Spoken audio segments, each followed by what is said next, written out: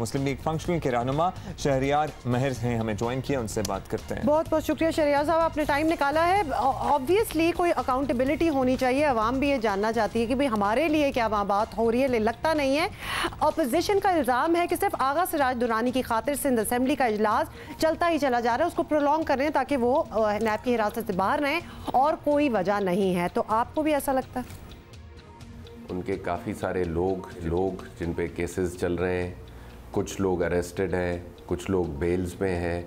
तो उन्होंने काफ़ी दिन पहले से ही सेशन शुरू कर दिया था कि ड्यूरिंग सेशन अरेस्ट हो या फिर ऐसे मौके पे हो कि हम उनको कंडेम कर सकें।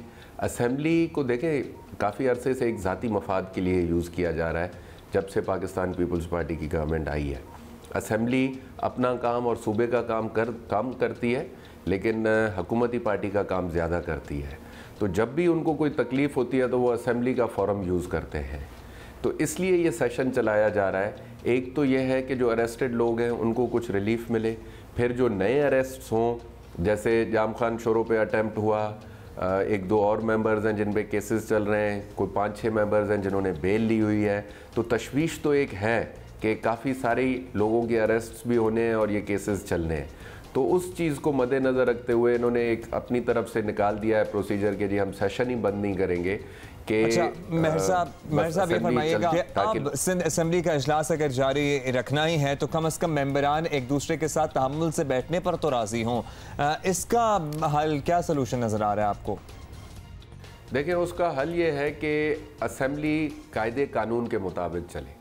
सबसे पहले असेंबली की जो बेसिक कमिटीज़ होती हैं, जैसे स्टीयरिंग कमेटी हो गई, प्रिविलेज कमेटी हो गई, वो नहीं बनाते ये लोग, और ये इनकी शुरू से आदत रही है। 2013 वाली असेंबली में भी इन्होंने नहीं बनाई, 2008 में बनी थी लेकिन वो इतनी इफेक्टिव नहीं थी, कुछ हद तक काम होती थी। जब आपकी स्टीयरिंग कमेटी होगी और बिजनेस एडवाइजरी कमेटी होगी तो वो बैठ के अपोजिशन के मेंबर्स, पार्लियामेंट्री लीडर्स और गवर्नमेंट की तरफ से पार्लियामेंट्री अफेयर्स मिनिस्टर्स और उनके चीफ व्हिप या जो भी गवर्नमेंट नॉमिनेट करे, वो बैठते हैं और वो प्लान एक चॉक आउट करते हैं कि जी ये देखें हम ये चीज़ें इस असेंबली में ड्यूरिंग दिस सेशन लाना चाह रहे हैं, इस पे आप किसी पे एग्री करें, किसी पे डिसएग्री करें।